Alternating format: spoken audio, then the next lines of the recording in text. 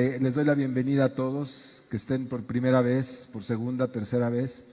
Les doy la bienvenida. Esta casa es una casa donde se adora a Jesucristo, se adora al Padre y se adora al Espíritu Santo.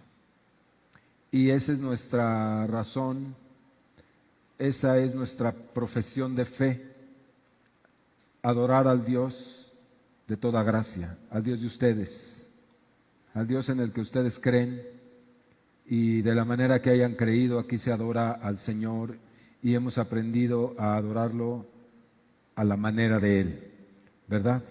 Entonces, sean todos bienvenidos y bienvenidas, que el Señor les dé lo que ustedes necesitan, no lo que están buscando necesariamente, sino lo que ustedes necesitan.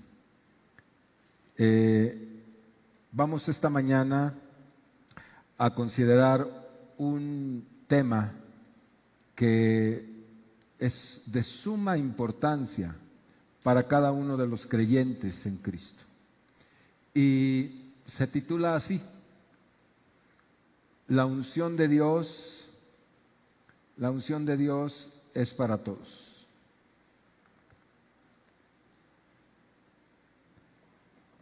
Todos somos diferentes, ¿cierto? Cada uno tiene su encanto, ¿no?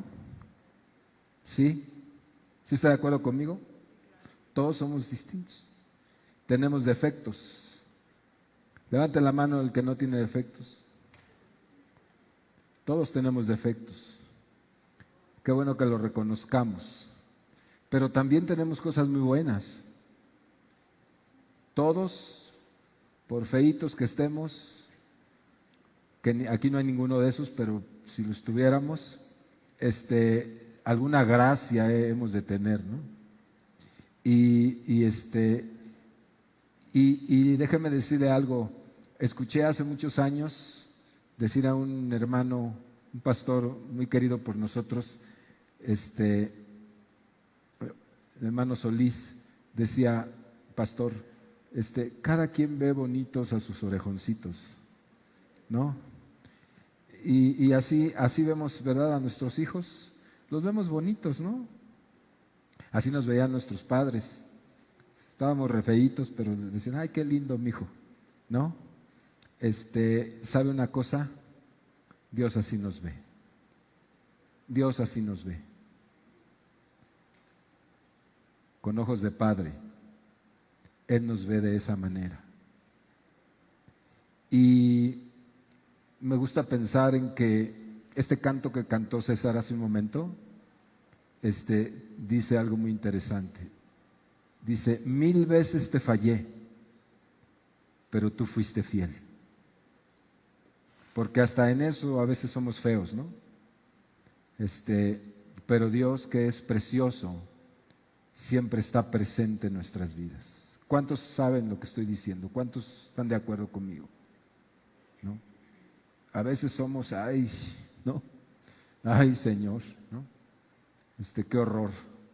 Pero Dios siempre es bueno. Bueno, Dios nos ha dado gracia a cada uno de nosotros en alguna área de la vida.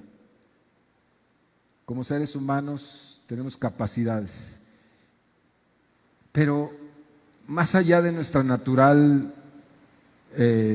hechura, de lo que somos, más allá de eso, la Biblia dice que el ser humano es capaz de elevarse más arriba de sus gracias naturales si se encuentra a Dios, si se lo encuentra. Y Dios, con mucha frecuencia, se ha encontrado a lo largo de la historia a hombres y mujeres a los cuales les ha dotado de esas capacidades que van por encima de lo natural. Y lo hizo en el pasado, y lo ha hecho en el pasado reciente, en el pasado remoto, en el pasado reciente, lo hace en el presente y lo seguirá haciendo, porque Dios es Dios. y así le gusta a Él. No es que yo lo diga, es que así es Él. Y Dios tiene sus formas. Dios tiene sus formas y a veces uno no entiende muy bien por qué son así las formas de Dios. Pero Dios es así. Y le parezca a uno no, le parezca correcto o no a uno, las formas de Dios, Él así quiere que sea y punto. ¿No? Y uno saca sus criterios y dice, no es como Dios dice, es como yo digo que debería de ser. Bueno, pues camínale, compadre, ¿no? Pues no te va a salir bien la cosa, pero cuando uno viene y escudriña la voluntad de Dios, su palabra, cuando uno descubre la voluntad de Dios, amados, y uno entra en la dimensión de la voluntad de Dios, wow, descubre un mundo que pocos conocen. ¿No es cierto? En la tremenda disertación histórica de que si Dios existe, de que si Dios no es, esto no es nuevo. Desde los más remotos consideraciones que ha habido a través de la historia hay gente que dice Dios no existe.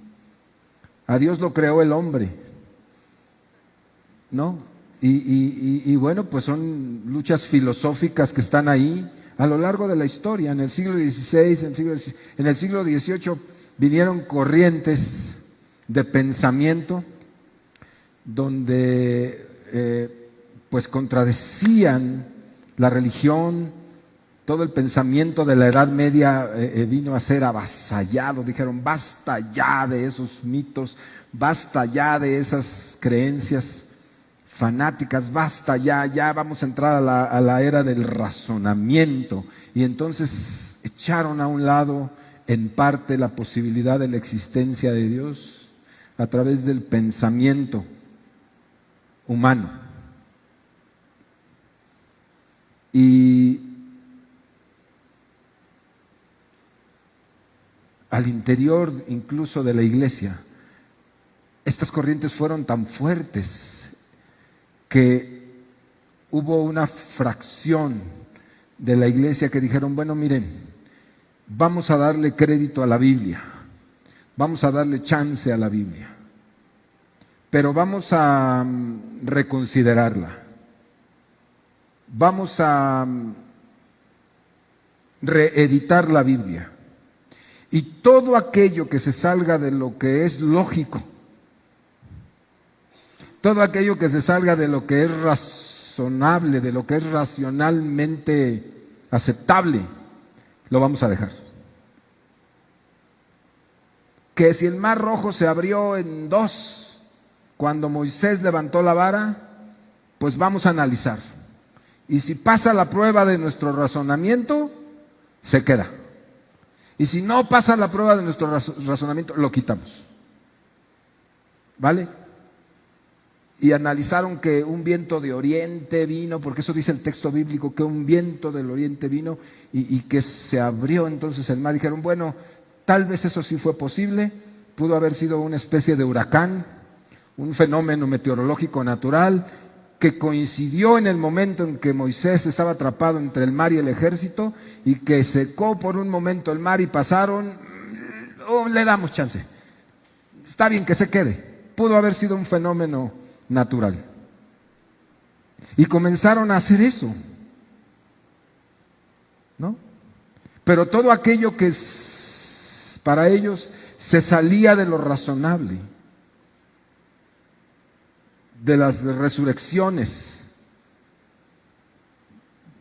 del Antiguo Testamento. En el Antiguo Testamento antes de Cristo hubo resurrecciones, si usted lo lee, y de las resurrecciones del Nuevo Testamento y los milagros donde Jesús calma el mar y todas esas cosas, dijeron, esas cosas no entran dentro de lo razonable. Para no tener problemas con los científicos y con los filósofos, mejor decimos que no.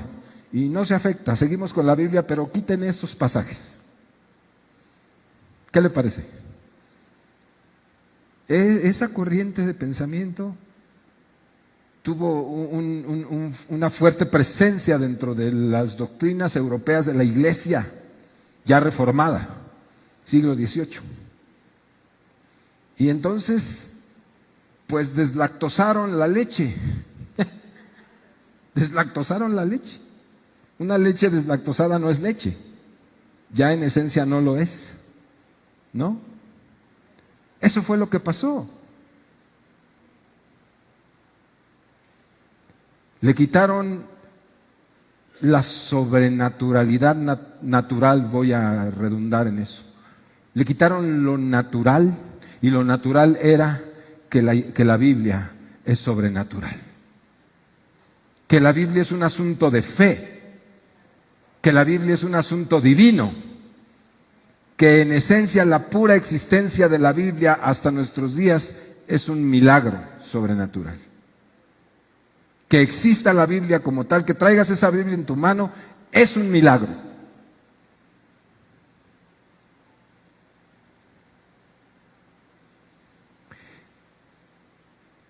Dios, a través de la historia y en el presente, y seguro que en el futuro, ha usado hombres y los seguirá usando para manifestar su sobrenaturalidad. Ese es el asunto aquí. Ese es el asunto. Dios ha usado a través de la historia y quiere volver a usar hombres y mujeres como tú y como yo para mostrar su sobrenaturalidad. El deseo de Dios es que cada uno de nosotros incursione, descubra, experimente, viva y testifique la sobrenaturalidad de Dios, muy por encima del razonamiento humano. Eso es lo que Dios quiere.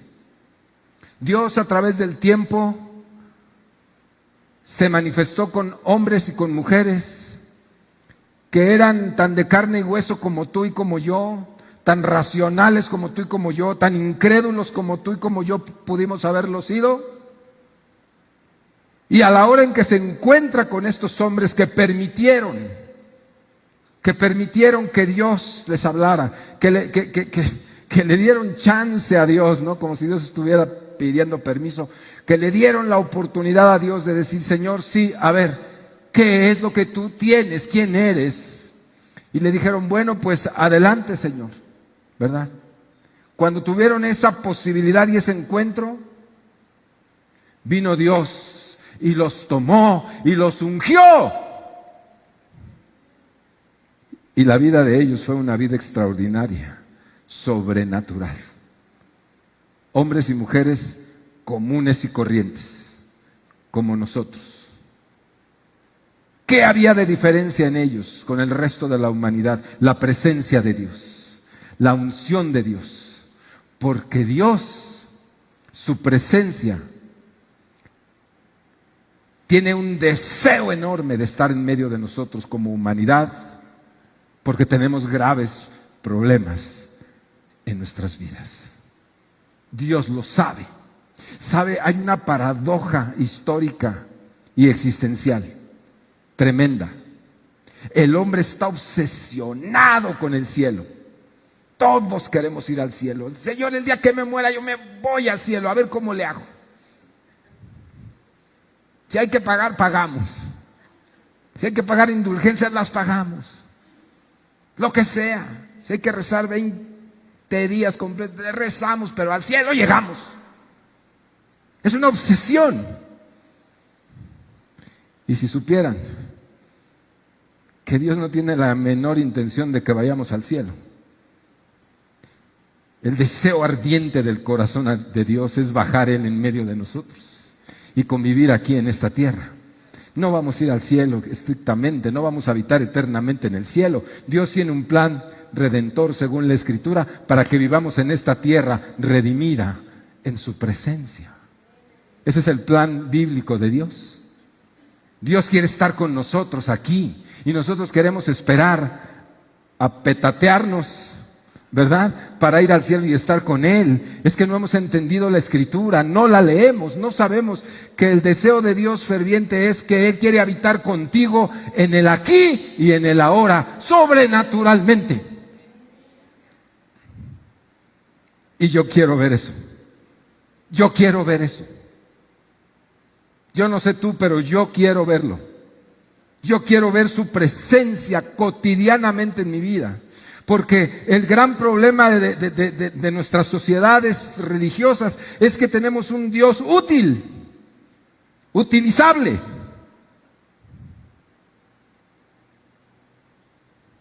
Para cuando hay problemas. Pero cuando no, lo metemos al desván, allá al ático o al sótano, lo metemos y ya. Pero cuando hay problemas, que salga. Dios no es un genio de lámpara. Dios es Dios, el creador de todas las cosas, el todopoderoso, el eterno, el maravilloso. Es Dios. Y Él quiere manifestarse en tu vida. Y Él quiere manifestarse en mi vida. Y Él quiere que todos los días le vivamos. Todos los días. Me gusta lo que decía el profeta Elías cuando lo intercepta el criado del rey Acab y le dice, le dice, no te vayas porque si te vas me va a matar el rey, pensará que soy mentiroso. Y le dice algo extraordinario. Le dice, vive Jehová mi Dios, en cuya presencia estoy, que no me iré de aquí. Y me gusta esa expresión, vive Jehová mi Dios, en cuya presencia estoy. Vive Jehová mi Dios, en cuya presencia habito cotidianamente. Vive el Dios de mi vida, en el cual habito, con el cual respiro, con el cual transpiro, con el cual medito, con el cual duermo y despierto. Ese es mi Dios. Esté bien o mal, Él es mi Dios y está conmigo y yo con Él todos los días de mi vida. Me gusta esa expresión. Me gusta. Me esté yendo bien o me esté yendo mal, Él es mi Dios. Y aunque me mate, aunque termine aquí mi vida, Él fue mi Dios.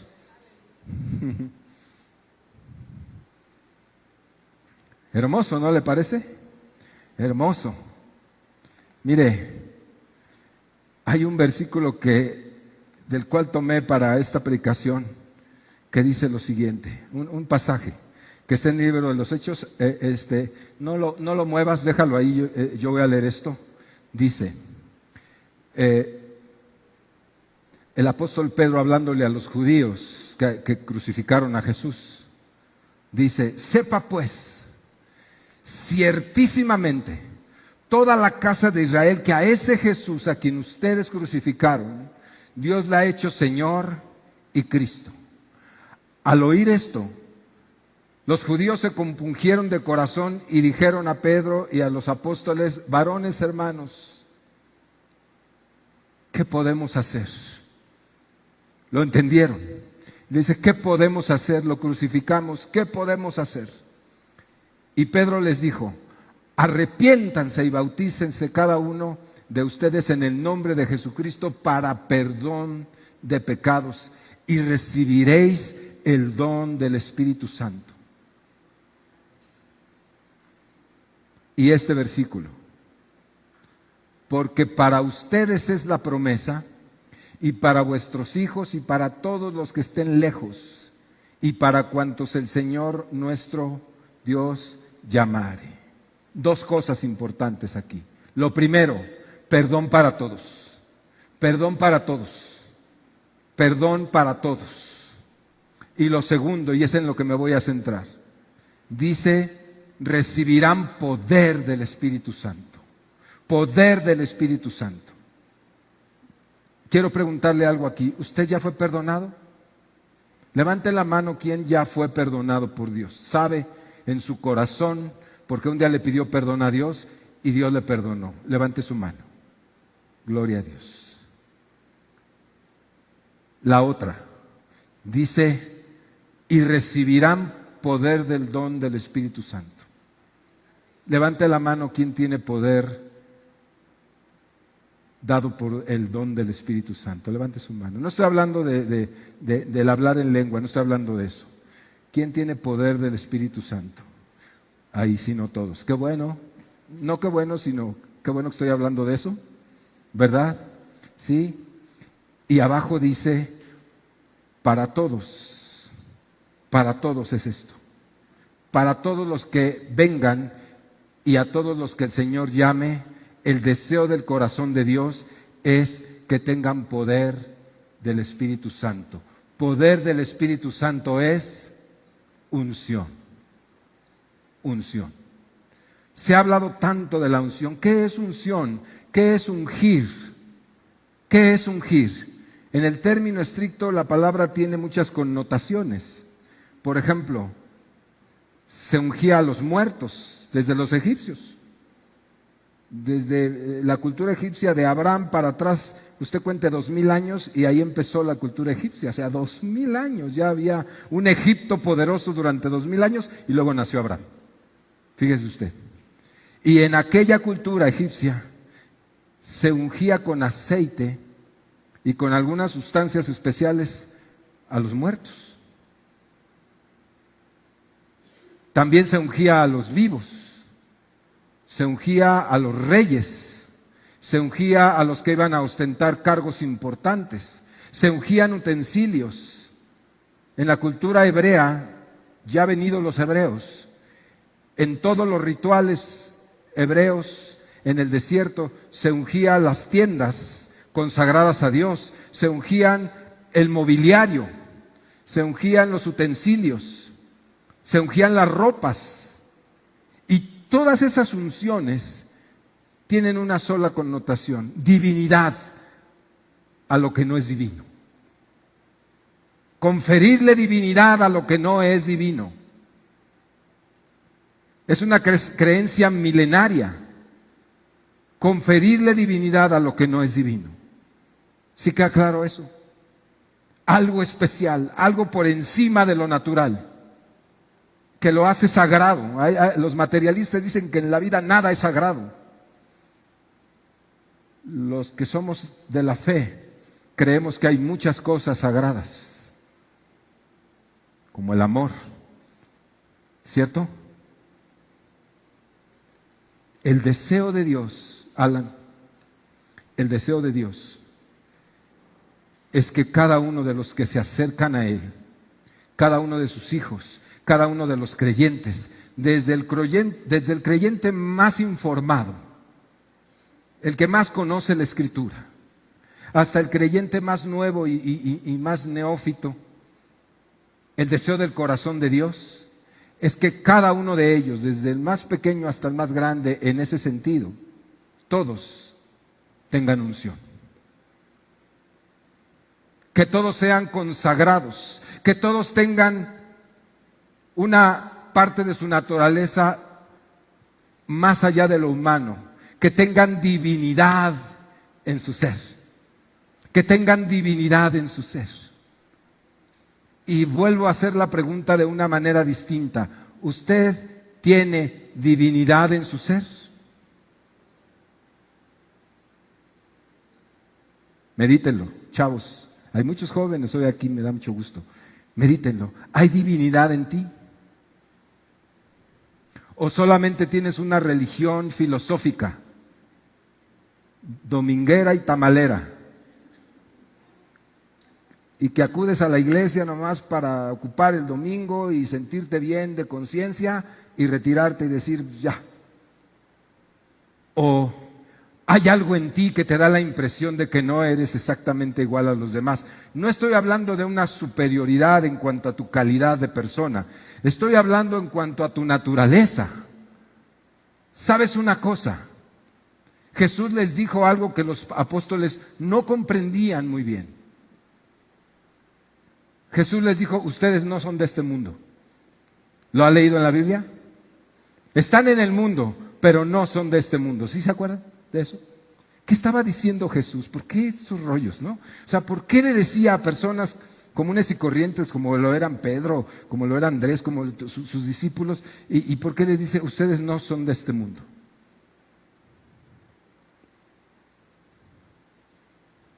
Porque Él, el Dios de toda gracia, había conferido, había imputado, les había otorgado, les había dado de su naturaleza. Y entonces, por supuesto que ahora no son gente común y corriente, no son cualquier persona, no son gente ahí que no vale nada, son gente extraordinaria porque ahora hay divinidad en ellos, por cuanto Dios puso divinidad en ellos, por cuanto Dios los ungió, ahora son extraordinarios. Fíjate nada más, qué interesante. Vuelvo a hacer la pregunta, ¿cuántos de aquí, de ustedes, son gente extraordinaria en ese entendido? Gloria a Dios. ¿Qué tengo de extraordinario? Extraordinario significa algo fuera de lo ordinario, ¿no? ¿Sí? ¿Qué tengo de extraordinario? Lo único que tengo de extraordinario, como si fuera poco, es a Jesucristo en mi vida. Eso me hace extraordinario. Con eso tengo. Cuando Jesucristo esté en mi vida, me vuelvo extraordinario. Aleluya. Mira al que está a tu lado y si levantó la mano, dile: te felicito. Te felicito. Dile. Sí. Pásame la siguiente diapositiva, por favor. Saben que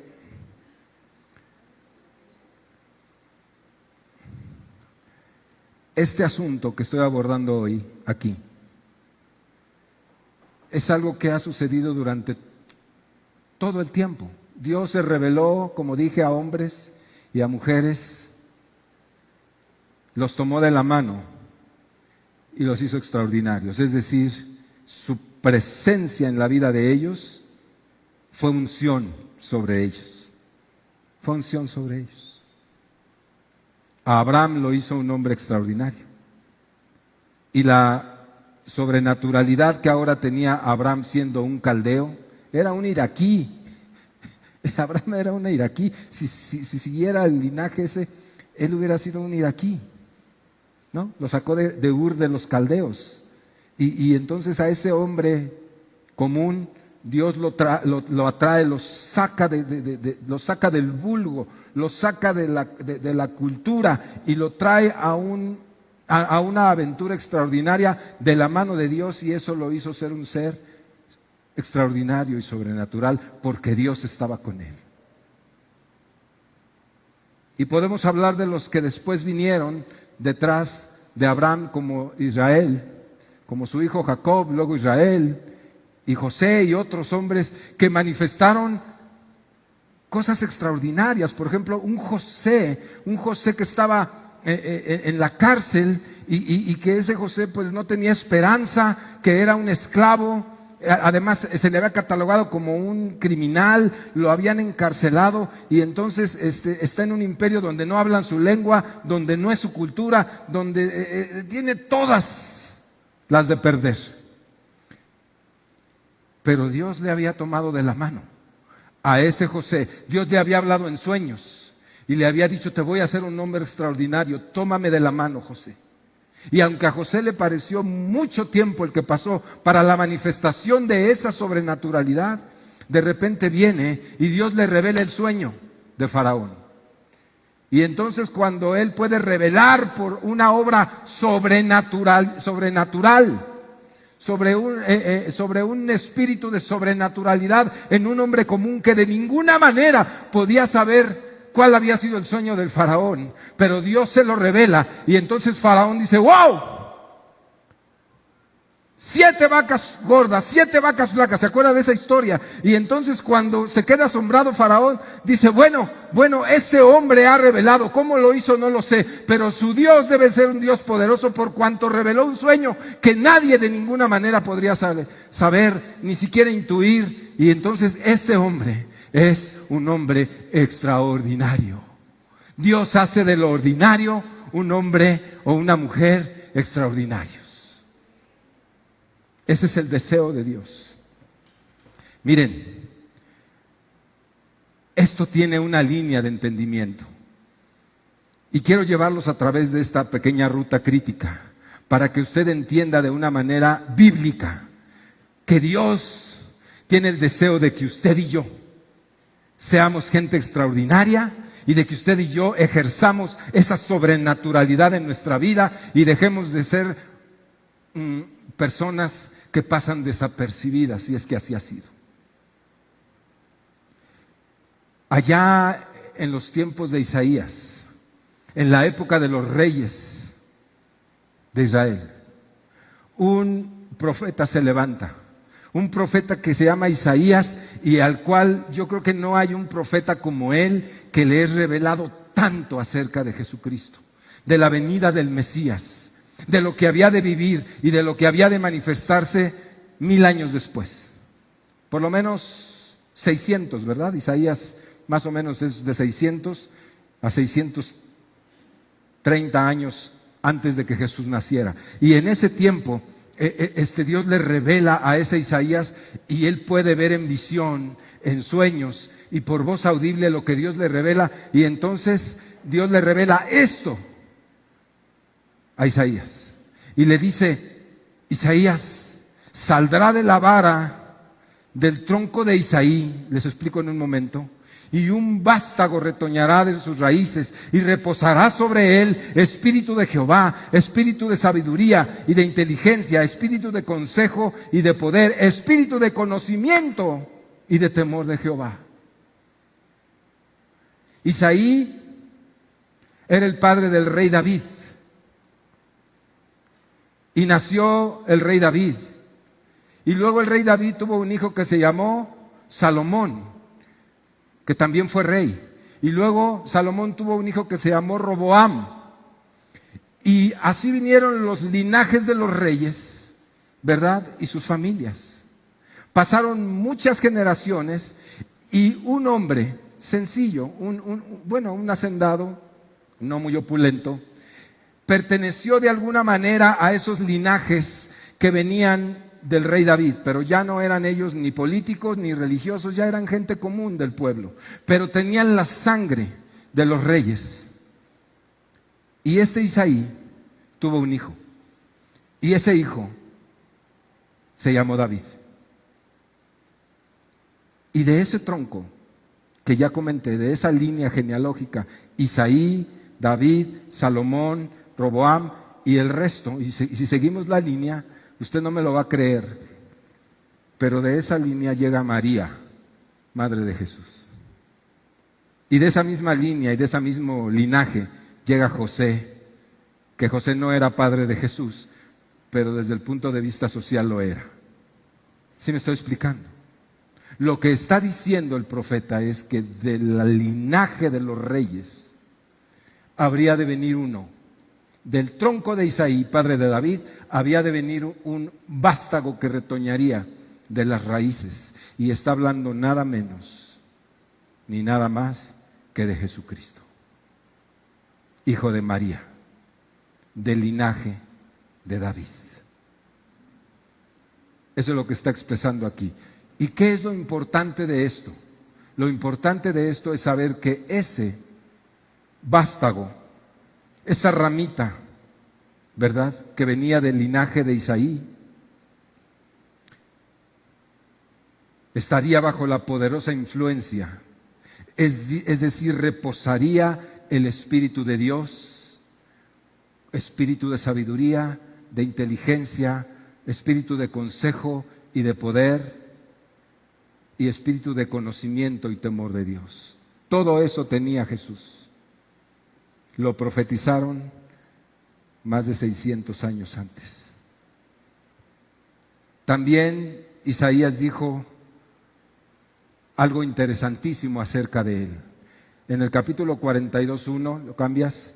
He aquí mi siervo, dice, hablando Dios a Isaías y después Isaías revelándolo. Yo le sostendré, mi escogido, en quien mi alma tiene contentamiento. He puesto sobre él mi espíritu. Él traerá justicia a las naciones. Yo, Jehová, te he llamado en justicia y te sostendré por la mano, te guardaré y te pondré por pacto al pueblo, por luz de las naciones, para que abras los ojos de los ciegos, para que saques de la cárcel a los presos y de casas de prisión a los que moran en tinieblas. Es una profecía, se estaba perfilando desde entonces. 6 siglos antes, perfilándose desde entonces, diciendo, estas serán las características del Mesías que vendrá, del Redentor que vendrá y hará todas estas cosas. Y para hacer todas esas cosas requerirá que mi espíritu esté sobre él. Es decir, que tenga unción para poder hacer todas esas cosas. ¿Qué pasó después? Después de que Jesús nació, cumpliéndose la promesa y la palabra de Dios, Jesús crece.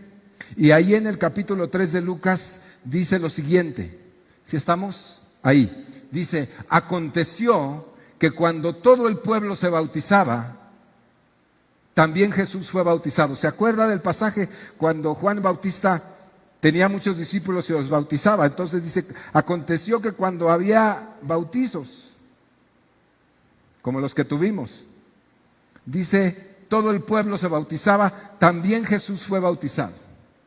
Y orando el cielo se abrió, y escuche, descendió el Espíritu Santo sobre él, en forma corporal como paloma, y vino una voz del cielo que decía, tú eres mi Hijo amado, en ti tengo complacencia. ¿Qué es lo resaltable? ¿Qué es lo que tenemos que enfocar en estos versículos? Que descendió el Espíritu Santo sobre él. Jesús, habiendo nacido de María de una manera milagrosa por acción del Espíritu Santo, creció como un joven humano, 100% humano, como nosotros. Y él, a los 30 años, desciende a las aguas del Jordán, sabiendo que tiene una misión eterna que cumplir, es decir, morir por la humanidad para redimirla de sus pecados, eternamente, nada menos. Pero sabía que en la limitada humanidad suya no podía hacer eso. No podía hacer eso. El Jesús hombre no podía hacer eso por sí mismo. Requería ¿qué? Sobrenaturalidad. Requería poder. Requería unción. Diga unción. Requería poder. Por eso, cuando él baja y Juan lo mira y Dios le revela que él es el Mesías, que él es el poderoso, que él es el enviado, que él es el Salvador, y entonces Juan Bautista decía, sí, este es. Y entonces él se aproxima y baja al agua y le dice, Juan, bautízame, y él le dice, no, ¿cómo crees que te voy a bautizar? Si tú eres el que esperamos, si tú eres el que es más grande que nadie, si no soy digno de desatar las correas de tu calzado, ¿cómo crees que yo te voy a bautizar? Tú no necesitas que te bautice nadie. Y Jesús le dijo, bautízame, deja, es para que se cumpla toda justicia. No es porque lo necesito, es que quiero dar ejemplo, es que quiero que vean y quiero que aprendan que en la naturaleza humana nada es posible de estas cosas. El hombre tiene muchas capacidades y puede hacer cosas increíbles, pero en las cuestiones espirituales absolutamente nada será posible.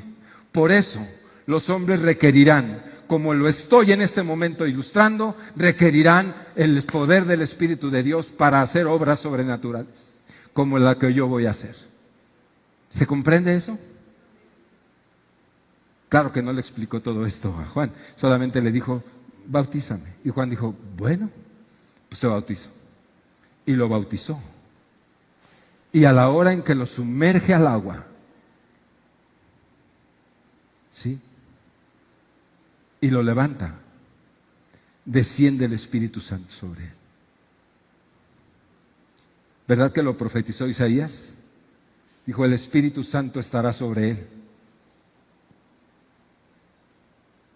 Y aquí se cumple la profecía de 600 años antes de Isaías, donde dice, Espíritu de Jehová estará sobre él y lo unge. Se posa sobre él y le confiere poder sobrenatural, poder divino. Por eso Jesús pudo hacer todo lo que hizo. Por eso Jesús pudo sanar enfermos. Por eso Jesús pudo levantar muertos. Por eso Jesús pudo traer libertad a los cautivos. Por eso pudo. Porque fue ungido por Dios. Y lo tenemos aquí en este siguiente, mire, aquí lo dice. Estoy leyendo la Biblia. Usted tiene las citas para que lo pueda leer. En el Evangelio de Lucas, capítulo 4, versículo 14, dice: y volvió Jesús en el poder del Espíritu a Galilea. ¿Cuál poder? El poder del Espíritu Santo que vino y lo ungió. ¿Sí o no? Dice, y volvió de ahí, volvió a Galilea, y se difundió su fama por toda la tierra alrededor, y enseñaba en las sinagogas de ellos, y era glorificado por todos. Y entonces vino a Nazaret, donde se había criado, y en el día de reposo entró en la sinagoga conforme a su costumbre, y se levantó a leer. Ahí le va. Y se le dio el libro del profeta Isaías, y habiendo abierto el libro, ¿quién abrió el libro? Jesús. Lo desenrolló porque eran pergaminos. Y dice, halló el lugar donde estaba escrito, por Isaías, por Isaías. Halló el libro de Isaías. Y dice, el Espíritu del Señor está sobre mí, por cuanto me ha ungido para dar buenas nuevas a los pobres. Me ha enviado a sanar a los quebrantados de corazón, a pregonar libertad a los cautivos y vista a los ciegos, a poner en libertad a los oprimidos, a predicar el año agradable del Señor. ¿Para qué lo ungió? ¿Para qué lo ungió?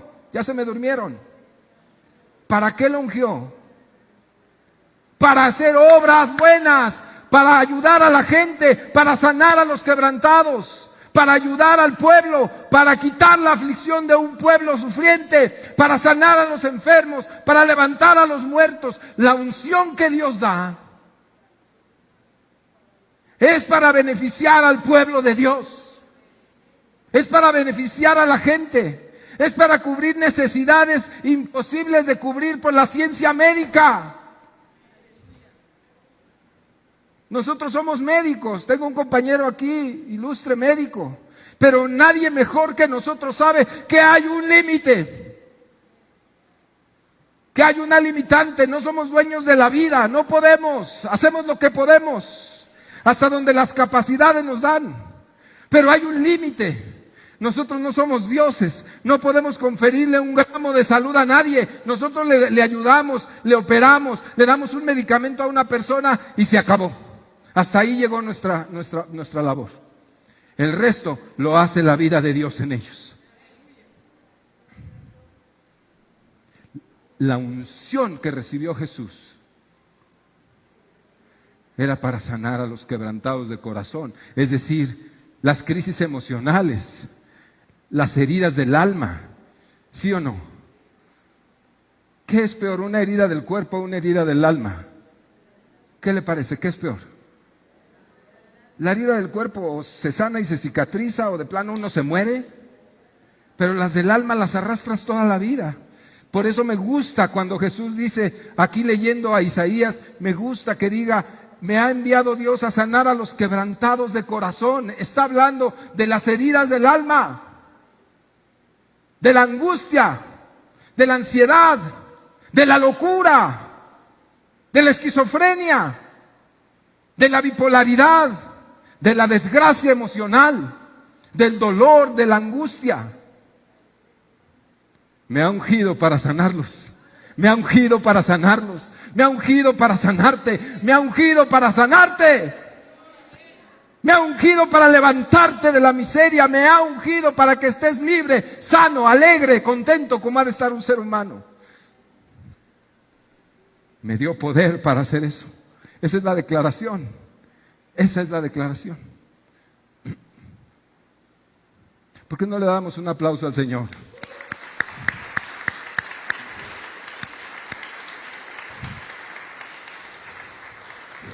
Por eso lo seguían. No fue de gratis, créamelo. Allá no había hospitales. No tenían el primero, segundo, tercer y cuarto nivel de atención médica, no tenían eso. ¿Por qué lo seguían? Porque lo sanaba y porque les daba de comer también. ¿Sí o no? ¿Se imagina la desesperación? Por eso eran multitudes que iban detrás de él. Y dice el texto, dice al final, Juan dice, si se escribieran todas las cosas que hizo y a cuánta gente sanó y toda la obra, no cabrían libros en el mundo. Es una hipérbole, ¿no? Diciendo la cantidad de cosas que hizo Jesús, no cabrían en el mundo los libros para escribir todas las cosas que él hizo. A poner en libertad a los oprimidos, a darles vista a los ciegos. ¿Le gusta eso? ¿Qué se necesita para hacer eso? ¿Cómo? Unción. Si no hubiera sido ungido, Jesús no hubiera hecho eso. ¿Sí queda claro eso? Y enrollando el libro, lo dio al ministro y se sentó. Imagínese la escena, ¿se la está imaginando? Leyó lo que Isaías dijo y fue y se sentó. No dijo más. Y todos lo siguieron con la mirada por alguna razón. Los ojos de todos en la sinagoga estaban fijos en él y comenzó a decirles, hoy se ha cumplido esta escritura delante de vosotros. ¿Quién creen que es? Su servidor, dijo Jesús. Están viendo el cumplimiento de una profecía de 600 años y van a ver lo que van a ver. Van a ver al ungido. ¿Sabe qué Cristo significa el ungido? ¿Sí sabe eso? Van a ver en acción al ungido. Van a ver lo que la unción del ungido es capaz de hacer en un hombre. Van a ver. Aleluya. Y lo vieron. Lo vieron. Cuando Juan Bautista, que estaba preso, llama a sus discípulos por la ventana de la celda, me imagino yo, y le dice, hey, muchachos, soy Juan. ¡Ay, Juan! Y ya se acercan los discípulos, ¿verdad? Dice, ¿cómo están? No, pues estamos preocupados por ti. No importa eso. Lindo Juan, ¿verdad? No importa, ¿no? Yo aquí estoy, aquí me dan frijoles aquí como con las ratas. No importa eso. Díganme si era o no era.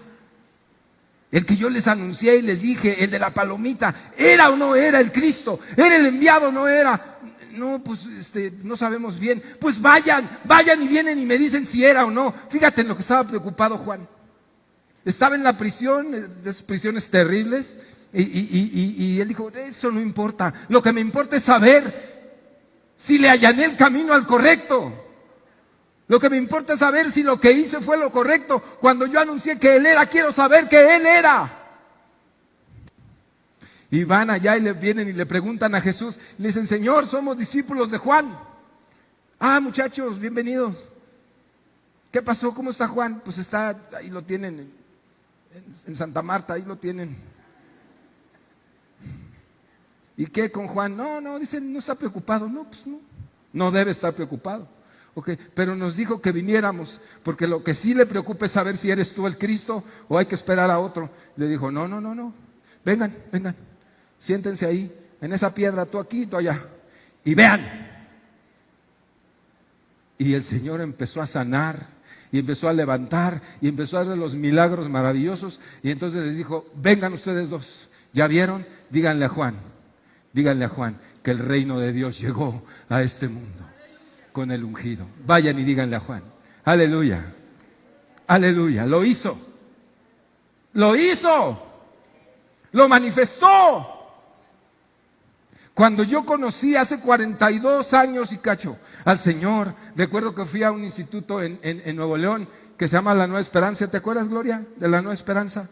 Allá. Y en ese instituto éramos nuevitos, teníamos unos días, semanas de haber empezado a la iglesia y no sabíamos nada de esto de la iglesia ni nada, pero lo que yo sí recuerdo es que cuando llegamos había un cultazo. Aquel era un instituto bíblico y eran las graduaciones y había un cultazo, ¿no? en el auditorio, y estaba un director de alabanza. Y yo lo único que recuerdo, estamos hablando hace 42 años, y entonces él dice, vamos a cantar todos, y con una alegría cantando todos ahí, y él dirigiendo, y entonces dice así, dice,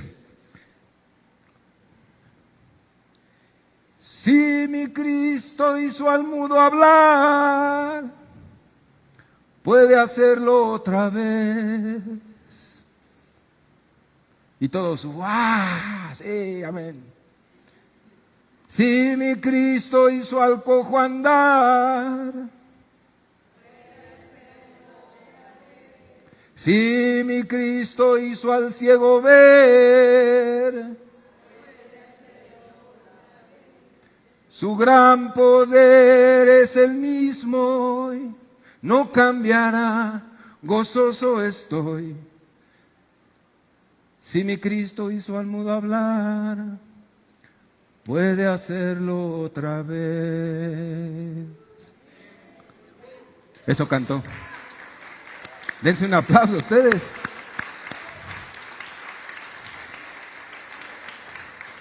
Silvia, fueron las primeras cosas que aprendimos. Fue lo primero que aprendimos.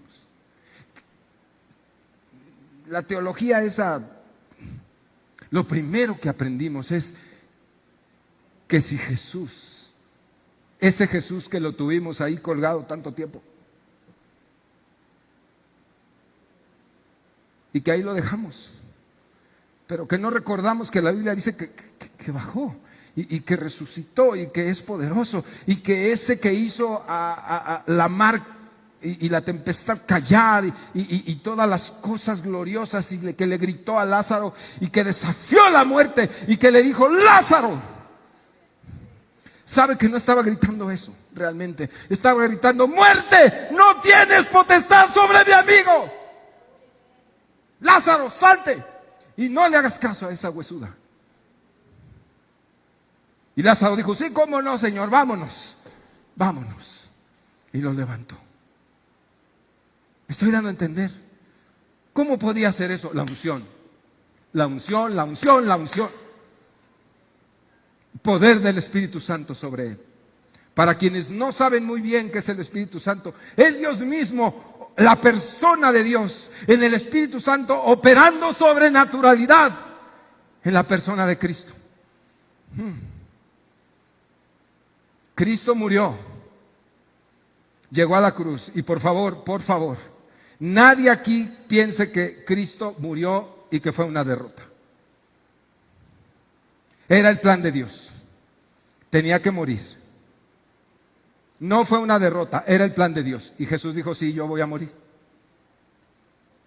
El que se atrevió a decirle que no, ¿cómo le fue? Jesús dijo, me van a entregar y me van a matar los judíos. Y todo eso les confiesa a sus discípulos, y ahí Pedro sale y dice, no, Señor, no te acontezca esto, y yo me voy a poner al tiro si vienen por ti. Le dice Pedro, no, ni siquiera le dijo eso, le dijo, ¿qué le dijo? Apártate de mí, Satanás. Pedro, imagínate cómo le cayó como una piedra, ¿no? ¿Sí? Le acababa de decir que era la roca fundamental, su confesión, y luego le dice, Pedro, estás como el diablo, mano. Porque cualquiera que se opusiera a la muerte de Cristo era una idea satánica, porque era la única manera de redimirnos a nosotros. Entonces Cristo va a la muerte con pesar humano, pero con victoria divina, con pesar humano, pero con gozo divino, ¿sí o no? Ahí está el asunto, con pesar humano, pero con alegría divina, porque entendía la necesidad de redimir al hombre. Y entonces él va y dice declaraciones como, hey, ustedes no me quitan la vida, yo la doy. Qué diferente. Ustedes no me quitan la vida, yo la doy. Tengo poder para darla y recogerla. Si yo quisiera no pasaba nada de esto, pero estoy donando mi vida voluntariamente. Aleluya. Y Él muere en la cruz. Y su victoria se consuma en la cruz.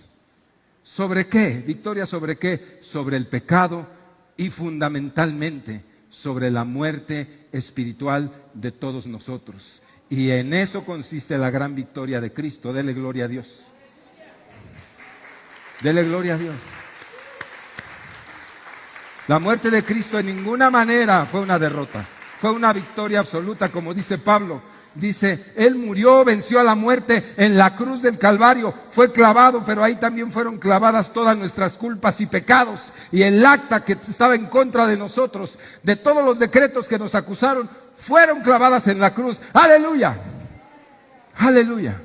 Fue una tremenda victoria de Dios, fue una tremenda victoria de Cristo sobre la muerte. Son asuntos espirituales.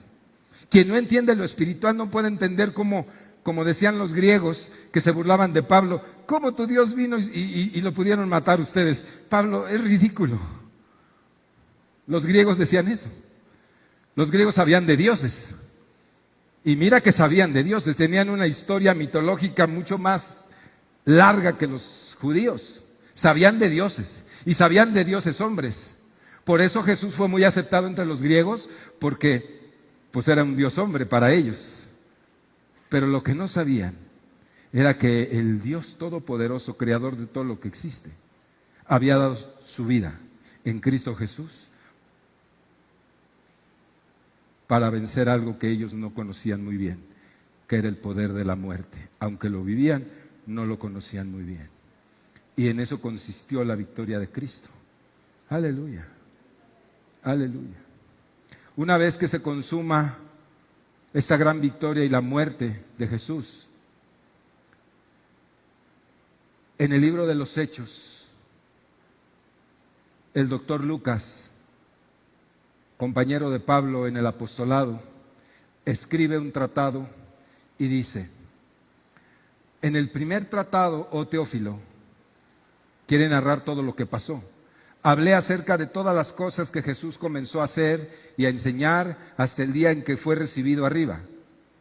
Después de haber dado mandamiento por el Espíritu Santo, escuchen, Jesús dio mandamiento por el Espíritu Santo.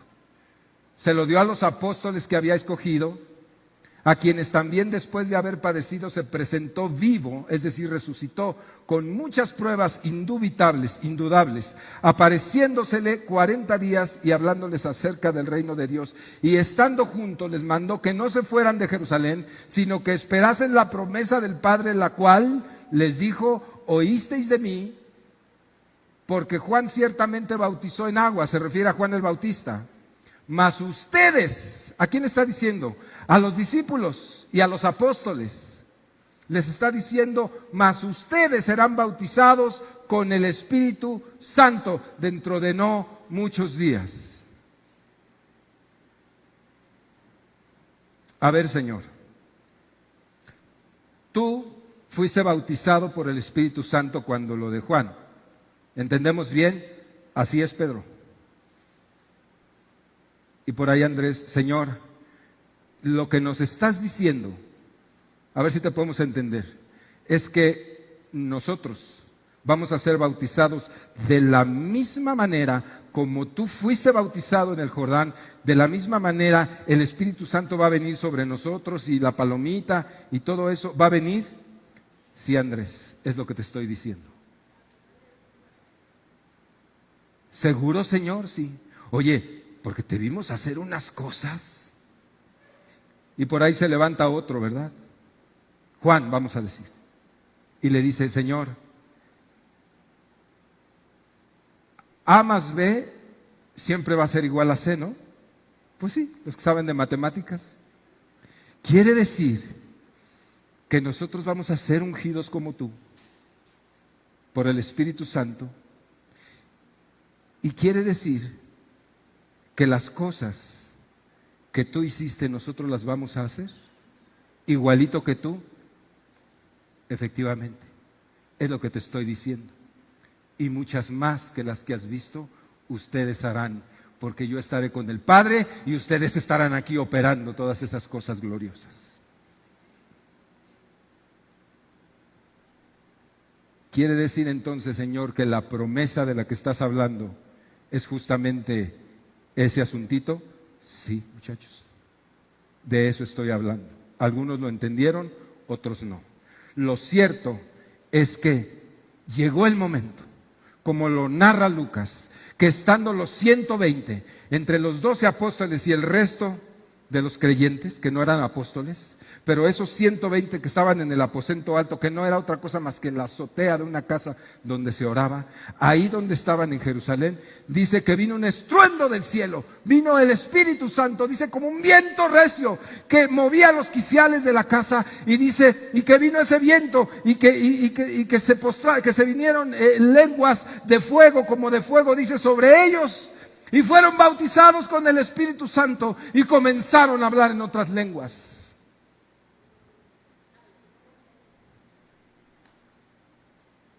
Aleluya.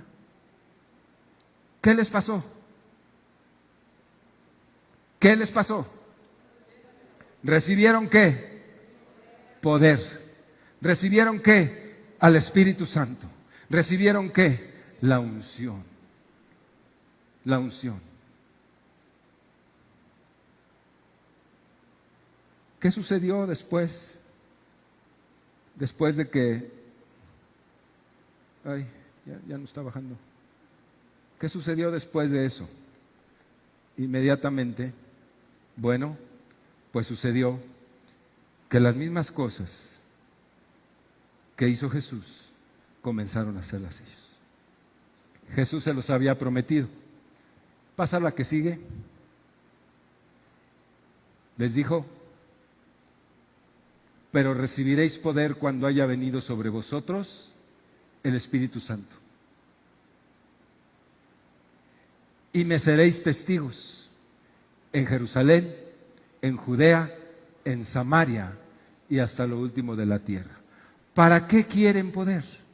¿Para qué se otorga el poder? ¿Para qué da este poder? ¿Para qué te da unción? ¿Para qué se da estas capacidades sobrenaturales? ¿Para qué? ¿Para decir, yo lo tengo? ¿Para presumirlo? ¿Para sentirme que soy diferente a ustedes? ¿Para sentirme que soy superior? ¿Para hacerme un líder de una religión que saca dinero a la gente? ¿Para eso? ¿Eso hizo Jesús? No. ¿Para qué? Para hacerle testigos. Recibirán poder para hacerme testigos. Quiero volver a la pregunta del inicio. ¿Usted tiene poder sobrenatural de Dios? ¿Hay poder sobrenatural de Dios en usted? ¿Dios le dio poder sobrenatural? ¿Sí? Pues usted tiene que ser testigo, porque para eso se lo dio. Se necesita poder de Dios para ser testigos de Dios. Amén. Cuando llegó el día del Pentecostés, todos estaban unánimes, juntos, y de repente vino del cielo un estruendo como un viento recio que soplaba, el cual llenó toda la casa donde estaban sentados, y se les aparecieron lenguas repartidas como de fuego, asentándose sobre cada uno de ellos, y fueron, ¿qué? ¿Qué? Léalo, fueron todos llenos, ¿no se ve? Ah, pues es que no se ve, se me durmió el K. ¿Y fueron qué? Todos llenos del Espíritu Santo. Y comenzaron a hablar en otras lenguas según el Espíritu les daba que hablase. ¿Qué les pasó? Los ungió el Espíritu Santo. Los ungió el Espíritu Santo. Enseguidita de esto, de este tremendo estruendo y de todo este escándalo que se produjo en el centro de la ciudad de Jerusalén, y que había fiesta en ese día y había mucha gente en la calle que se dio cuenta que algo pasaba en ese recinto. Y los tomaron como ebrios, como borrachos. Dijiste, ya están borrachos, estos apenas son las 9 de la mañana y ya están bien borrachos todos estos. No, era el poder del Espíritu sobre la vida y la persona de cada uno de ellos, que reventaban. Estaban que reventaban. Y el Espíritu de Dios operando sobre ellos. Y cuando ellos dicen, están borrachos y los están ahí criticando, se levanta un hombre iletrado. Un hombre iletrado, que no era un maestro, no era nada de eso, y les da un discurso en el poder del Espíritu Santo, un discurso tan poderoso, que se convirtieron a Cristo en ese mismo momento, 3,000 personas. Dígame si no había poder entonces, a partir de ese momento. Una predicación poderosa, un discurso poderoso, ungido, lleno de Dios, lleno de Dios. No era Pedro el que estaba hablando, era un hombre que había sido embestido del poder de Dios, en la unción de Dios. Se levanta, habla y se convierte. Quizás usted le ha predicado a su hijo, a su vecino, a su mamá, a su hermano, a su amigo, le ha predicado 20,000 veces de Cristo y a aquel no oye nada ni le interesa, pero nada más deje que el Espíritu de Dios, que la unción de Dios caiga sobre usted y ese va a caer pero redondito y le va a decir, llévame a tu iglesia, quiero conocer a ese Cristo. Porque no es lo mismo ir descalzo que ir con tenis Nike, no es lo mismo. No es lo mismo. ¿Se entiende la absurda metáfora, va? No es lo mismo ir descalzo que ir con un buen calzado. No es lo mismo ir con una navajita que ir con una ametralladora. No es lo mismo, ¿verdad? Y entonces el Espíritu Santo es el equipamiento. El Espíritu Santo es el equipamiento. Más bien, Él da el equipamiento, da la unción y da el poder para que cuando le vuelvas a hablar a tu hermana que tiene 40 años que le predicas y nomás no hace caso, ella diga, ahora trae no sé qué y yo me rindo a Cristo y cae ahí llorando por sus pecados. Esa es la sobrenaturalidad que todos hemos de experimentar los que somos de Dios, amados. Pónganse de pie, por favor.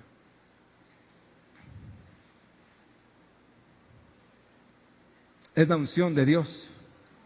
Es la unción de Dios. La última. Sepa pues ciertísimamente toda la casa de Israel que a ese Jesús, a quien ustedes crucificaron, Dios le ha hecho Señor y Cristo. Al oír esto se compungieron de corazón y dijeron a Pedro y a los otros apóstoles, hermanos, ¿qué hacemos? Pedro les dijo, arrepiéntanse y bautícese cada uno de vosotros en el nombre de Jesucristo para perdón de pecados y recibirán el poder, el don del Espíritu Santo, porque para ustedes es la promesa, para vuestros hijos y para todos los que estén lejos, para cuantos el Señor nuestro Dios llamare. Aleluya.